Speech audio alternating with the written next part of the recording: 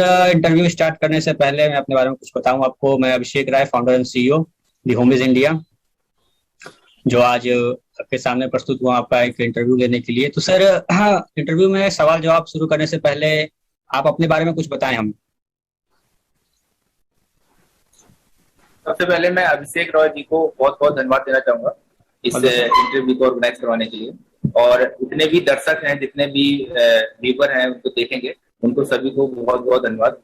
और अपने बारे में मैं इतना ही बताना चाहूंगा कि मैं बेसिकली इंजीनियरिंग फील्ड से हूँ और मैंने बीटेक किया हुआ है।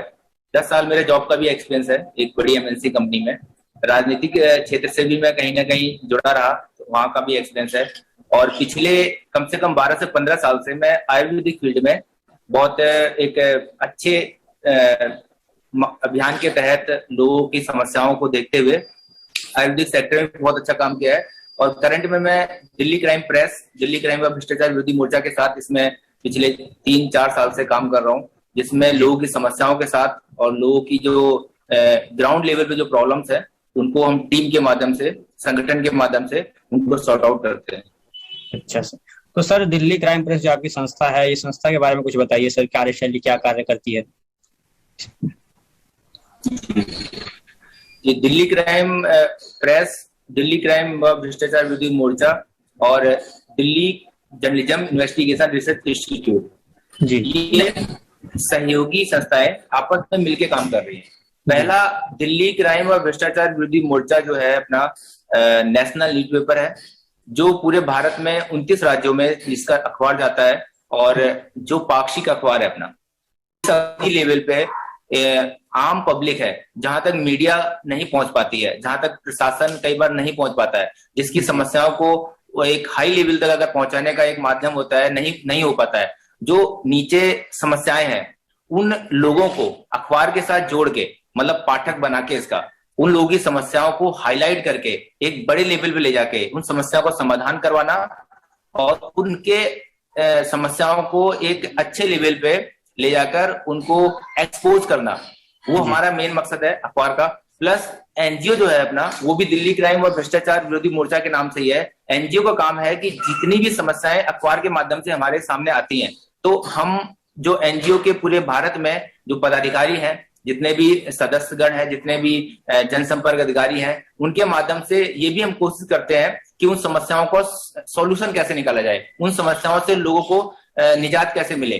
तो अखबार में छापने के साथ साथ हम लोग उसको समाधान भी निकलवाते हैं। और हमारी एक लीगल टीम भी है जो पूरे भारत में कहीं ना कहीं उनके लोग हैं, एडवोकेट्स भी हैं, बहुत सारे अच्छे अच्छे लोग हैं, बड़े बड़े अधिकारी रैंक के लोग हैं जो हमारे साथ जुड़े हुए हैं, जो सभी लोगों की समस्याओं को देख के इस पर काम करते हैं और उसको सॉर्ट आउट करते हैं। और तीसरी हमारी जो कड़ी है वो ये है कि Delhi journalism investigation research institute जो अपना है, उसके माध्यम से लोगों को अवेयर किया जा रहा है, लोगों को एजुकेट किया जा रहा है। क्योंकि जो समस्या हमारी पैदा होती है, उसमें कहीं ना कहीं हमारी एजुकेशन का भी बहुत बड़ा योगदान रहता है। अगर हमारे पास एजुकेशन नहीं है, कोई भी भ्रष्ट जो हमारा पुलिस प्रशासनिक अधिकारी है या जो भी है, वो हमारे ऊपर गलत व्यवहार कर सकता है, गलत तरीके से कुछ भी कर सकता है। लेकिन अगर हम एजुकेट हैं, अगर हम समाज में ज्यादा से ज्यादा लोगों को एजुकेट करने में सक्सेस हो जाए, तो मैं मानता हूं कि जो ये करप्शन है, जो क्राइम है, इसको बहुत हद तक रोका जा सकता है। क्योंकि हर क्षेत्र में हमारे एजुकेटेड लोग, पढ़े लिखे लोग, समझदार व्यक्ति, जिनको मौलिक अधिकारों को पता होगा,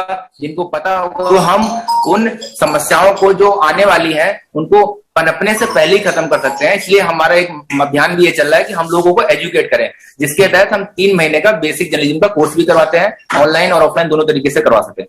अच्छा, तो सर कोर्स के बारे में कुछ आप बताइए, कैसे कराते हैं, क्या चीजें उसमें, आपके इन्वॉल्वमेंट क्या है, क्राइटेरिया क्या है, उसके बारे में कुछ बताइए सर। हाँ, ओके।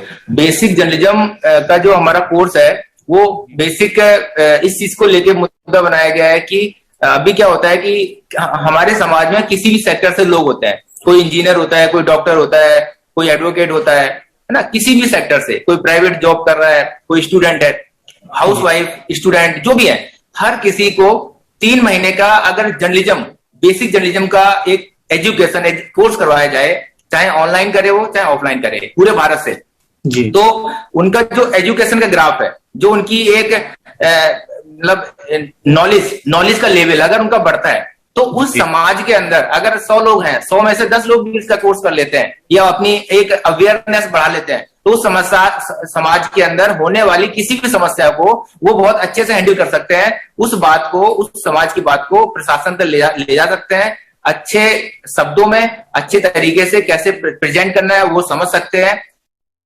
तो जैसे आपने देखा होगा कि इजराइल में एक कंपल्सन है कि सबको 3 साल या 6 महीने की ट्रेनिंग करना कंपल्सन है, ऐसा कुछ है। तो वहां की जो सेना है बहुत मजबूत है, बहुत स्ट्रांग है, जबकि वहां की पॉपुलेशन बहुत कम है।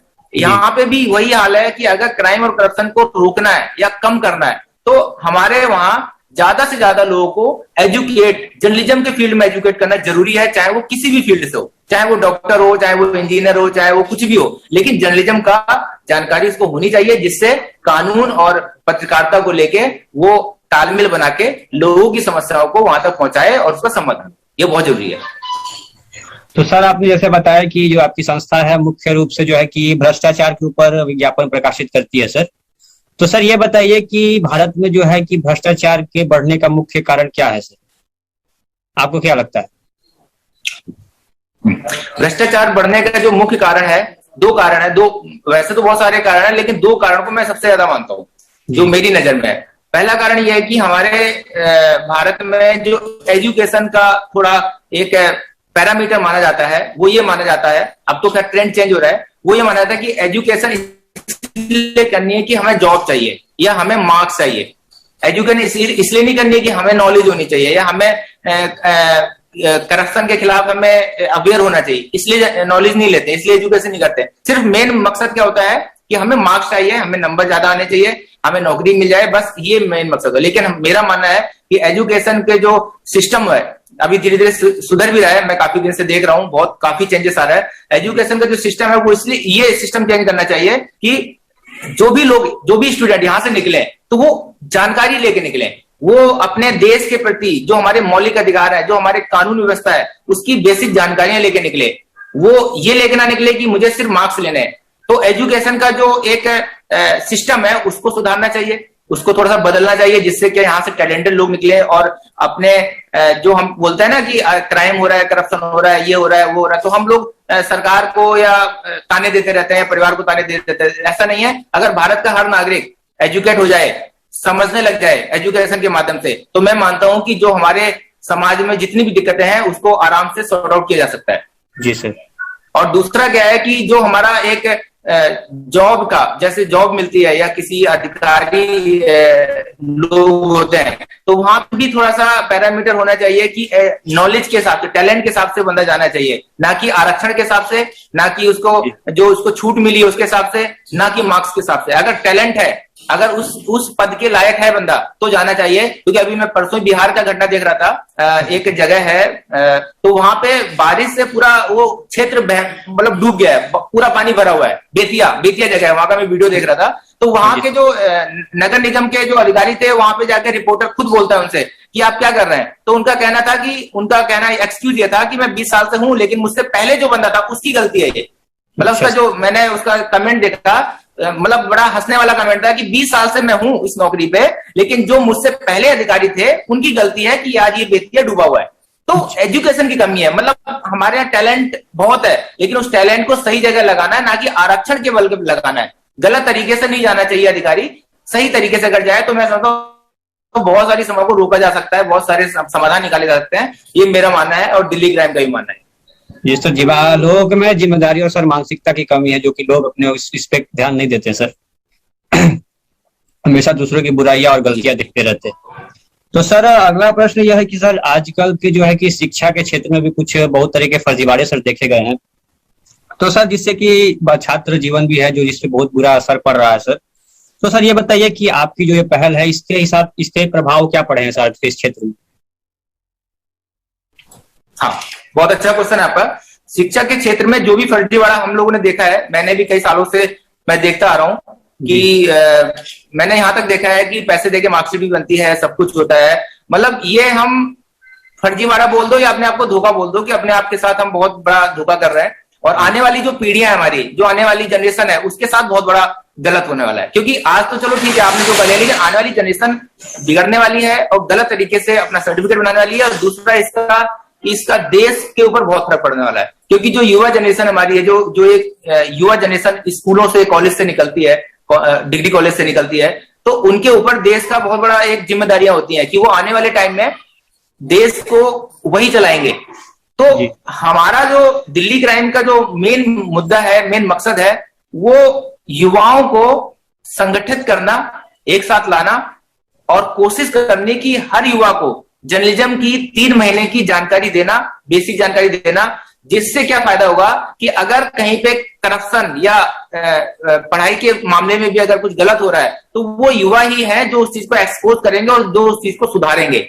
वो आने वाले टाइम में किसी भी फील्ड में जाए, इससे कोई फर्क नहीं पड़ता, लेकिन वो जहां भी है, चाहे कॉलेज में है, चाहे कॉलेज से बाहर है, चाहे किसी सरकारी विभाग में है, चाहे किसी प्राइवेट विभाग में है, लेकिन अगर वो सुधारने पे आ जाए तो वो बहुत कुछ सुधार सकते हैं। लेकिन उससे पहले उनको 3 महीने का बेसिक जो हमारा एक जर्नलिज्म का है, जो उनको अवेयर करने वाली चीजें हैं, वो हमें सिखानी पड़ेंगी। और उसी मिशन पे हम लोग काम कर रहे हैं कि ज्यादा से ज्यादा युवा भी हमारे साथ आए, जिससे क्या होगा, युवा ही एक ऐसा है कि उसको रोक सकता है और एक युवा ही ऐसा है कि उसको बढ़ा सकता है। तो हम लोग, मेन मकसद है हमारा रोकने का, इसलिए युवाओं को ट्रेन करने की कोशिश की जा रही है और ज्यादा से ज्यादा युवाओं को लाने की कोशिश की जा रही है कि हमारे माध्यम से सिस्टम से जुड़े, समझें, सीखें और क्राइम को रोकें।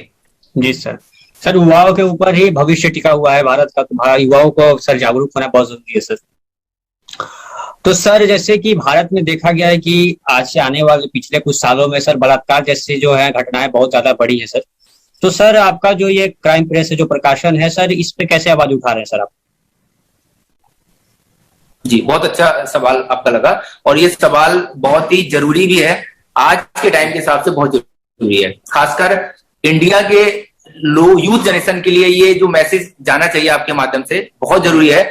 मैं आपको एक चीज बताता हूं कि एक प्रिवेंटिव थ्योरी होती है कि जैसे क्या होता है कि कोई भी समस्या आने के बाद हमने देखा है कि लाखों लोग आ जाते हैं उसको सपोर्ट करने के लिए, मतलब उसको विरोध करने के लिए, या विरोध या सपोर्ट। समस्या, हादसा होने के बाद कोई मोमबत्ती लेके आता है, कोई अपना राजनीतिक उल्लू सीधा करने के लिए आता है, कोई अपना राजनीतिक फायदा देखना है, किसी को धार्मिक फायदा देखना है, मतलब हर टाइप के लोग आते हैं। आपने भी देखा होगा, मैंने भी देखा है। जी सर। लेकिन किसी ने आज तक ये नहीं सोचा कि हादसा होने से पहले हम क्या कर सकते हैं, हादसा होने से पहले हम ऐसा क्या काम करें कि जिससे वो हादसा होने से रुक जाए। चाहे बलात्कार की समस्या है, चाहे कोई भी समस्या है, चाहे किसी को गोली मारी जाती है, मर्डर किया जाता है।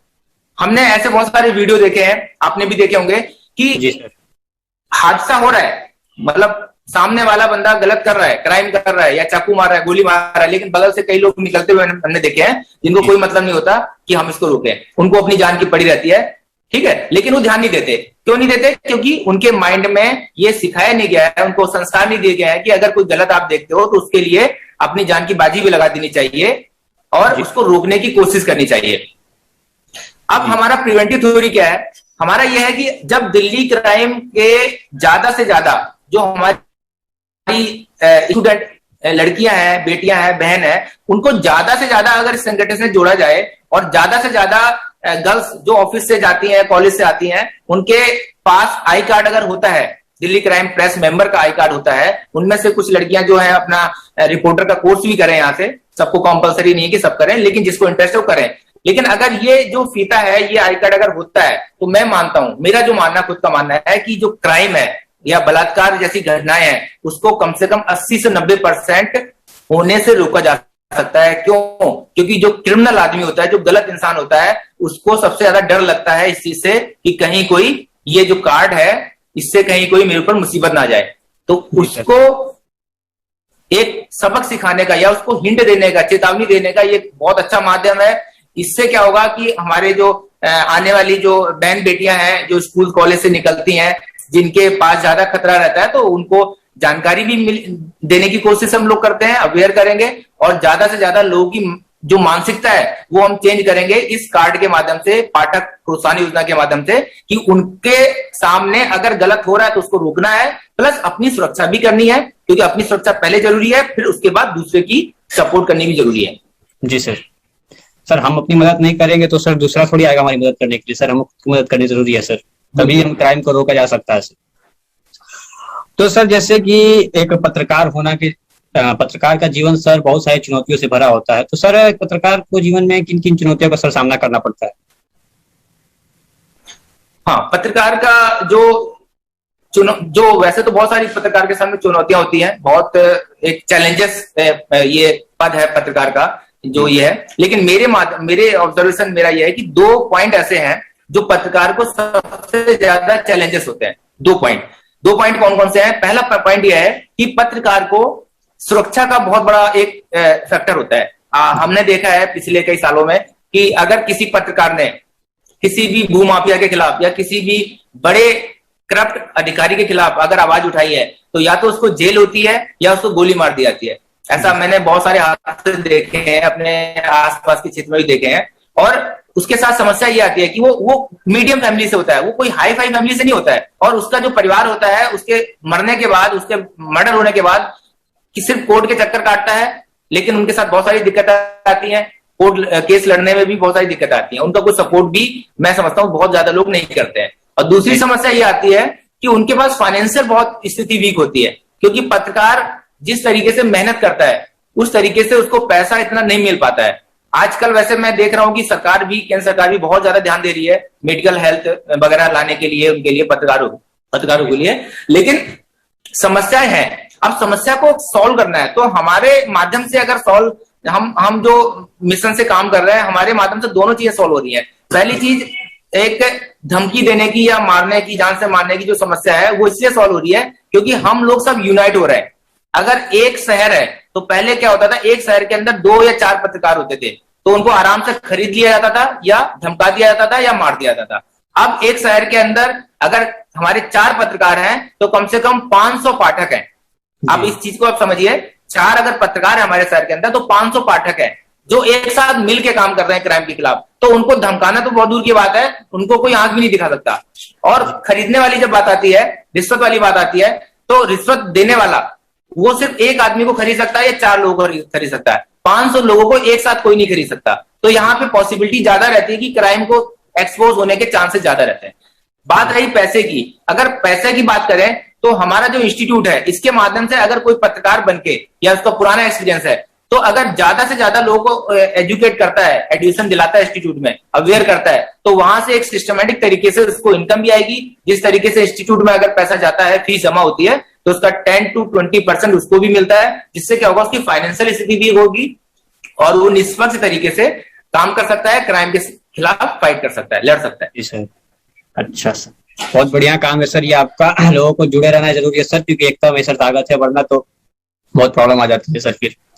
तो सर जैसा देखा गया है कि इस कोविड महामारी अभी फैल रही है, तो सर इसमें बहुत सारी धांधली हो रही है लोगों के साथ। तो सर ऐसा कोई वाक्य जो आप हमारे साथ साझा करना चाहें इसके बारे में?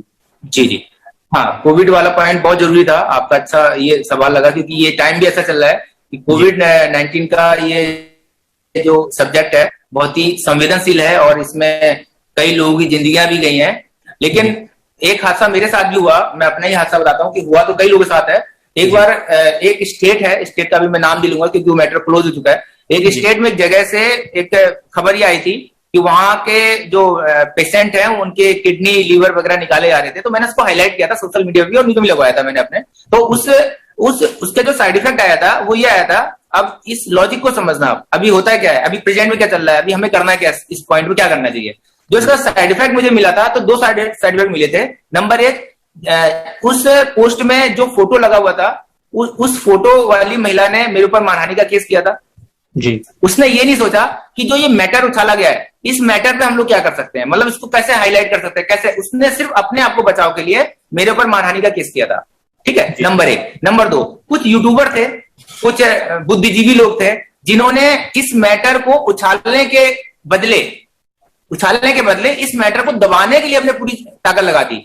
दबाने के लिए इसलिए ताकत लगाई क्योंकि दबाने में ज्यादा उनको टीआरपी मिली, ज्यादा उनको व्यूअर बढ़े, जो भी हुआ, सब्सक्राइबर ज्यादा, जो भी हुआ उनके साथ। तो उन्होंने इस मुद्दे को दबाने के लिए, अगर यही मुद्दा यूट्यूबर थे या जो भी एक्सपर्ट लोग थे, अगर इस मुद्दे को उठाते, तो आज मैं मानता हूं कि जितने भी चंद लोग हैं उनको हाईलाइट किया जा सकता है, उनको सलाखों के पीछे पहुंचाया जा सकता है। लेकिन नहीं, लोगों को अपनी टीआरपी की टेंशन रहती है, लोगों की अपनी जो मानहानि लगानी है दूसरे के ऊपर, अपनी उसका सम्मान की सुरक्षा रहती है, लेकिन दूसरों की जिंदगी बर्बाद हो रही है।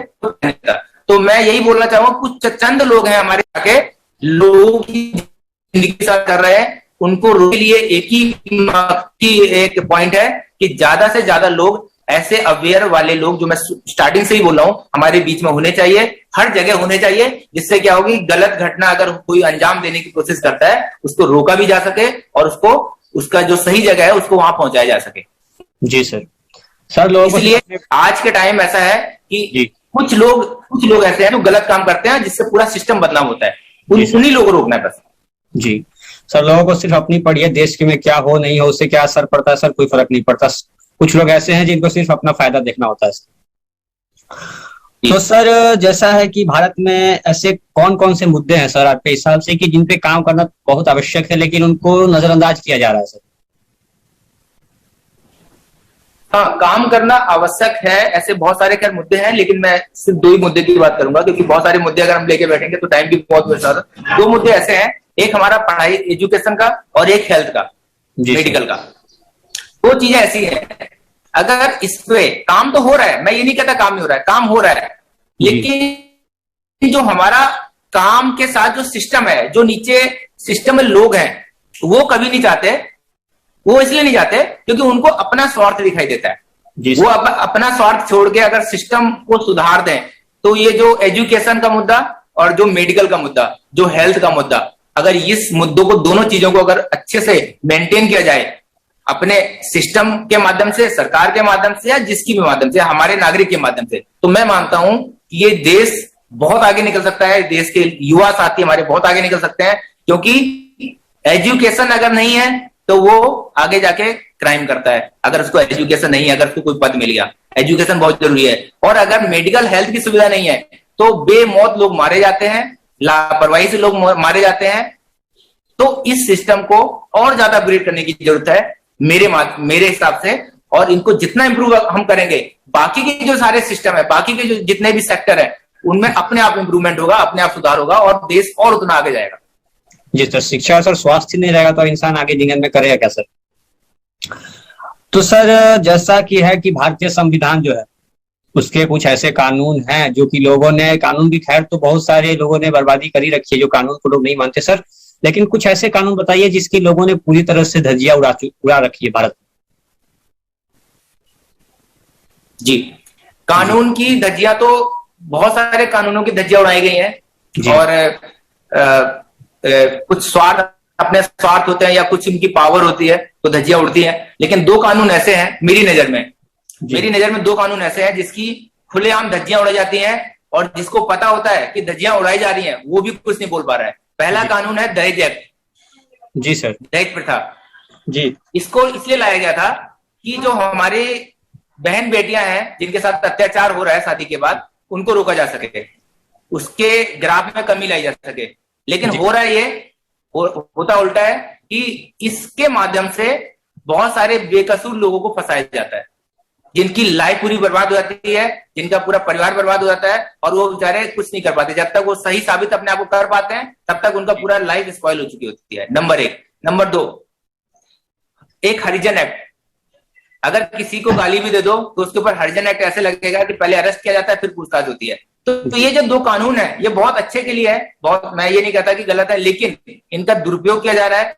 इनमें कुछ ऐसा संशोधन होना चाहिए, कुछ ऐसा सुधार होना चाहिए कि अगर कोई झूठा आरोप लगाए तो उसको कड़ी से कड़ी सजा होनी चाहिए, जिससे क्या होगा कि बाकी के जो लोग हैं जो ये करने वाले हैं तो उनको डर रहे कि अगर मैं झूठा आरोप लगाता हूं या लगाती हूं तो मुझे इसका पनिशमेंट मिलेगा, इसमें सुधार किया जा सकता है और ये बहुत जरूरी है। अच्छा सर, तो सर लास्ट क्वेश्चन एक है मेरे पास कि सर जैसे कि जो नए उभरते पत्रकार हैं या जो पत्रकारिता के छात्र हैं उनके लिए आप क्या संदेश देना चाहेंगे? हाँ, पत्रकार जो उभरते हुए पत्रकार हैं या जो अभी नए आ रहे हैं, जो पुराने लोग हैं, उनके लिए मेरा एक ही संदेश रहेगा कि निष्पक्ष होकर ईमानदारी से काम करें। आप अगर चाहें तो देश में क्राइम को पनपने से पहले या होने से पहले आप रोक सकते हैं, अगर आप ईमानदारी से काम करते हैं तो। और अगर आप किसी के लालच में आके या किसी के दबाव में आके अगर आप उसके माध्यम से काम करेंगे तो यहाँ पे सिस्टम बहुत तेजी से बिगड़ेगा और जो बेकसूर लोग हैं उनके साथ अत्याचार होता रहेगा। और अगर पत्रकार साथी सारे लोग सिस्टमैटिक तरीके से काम करने ले जाएं, ईमानदारी से काम करने ले जाएं, और रिश्वत जैसी चीजें खत्म कर दें, तो मैं मानता हूं कि कोई भी बड़े से बड़ा करप्ट आदमी कुछ भी गलत करने से पहले 10 बार सोचेगा कि अगर पत्रकार को पता चल गया तो ये मुझे बख्शेगा नहीं, ये मुझे पूरे इंडिया लेवल पर हाईलाइट कर देगा। तो आप सभी से, पत्रकारों से यही रिक्वेस्ट है कि सिर्फ ईमानदारी से काम करें और देश सुधारने में आपका बहुत बड़ा योगदान हो सकता है। सिर्फ ईमानदारी से काम करें। जी सर, ईमानदारी रहेगी तो सर देश में भ्रष्टाचार बहुत जल्द खत्म किया जा सकता है सर। तो सर बहुत बहुत धन्यवाद सर, अपना समय देने के लिए, हमारे साथ आने के लिए, जुड़ने के लिए धन्यवाद sir. Thank you for coming sir.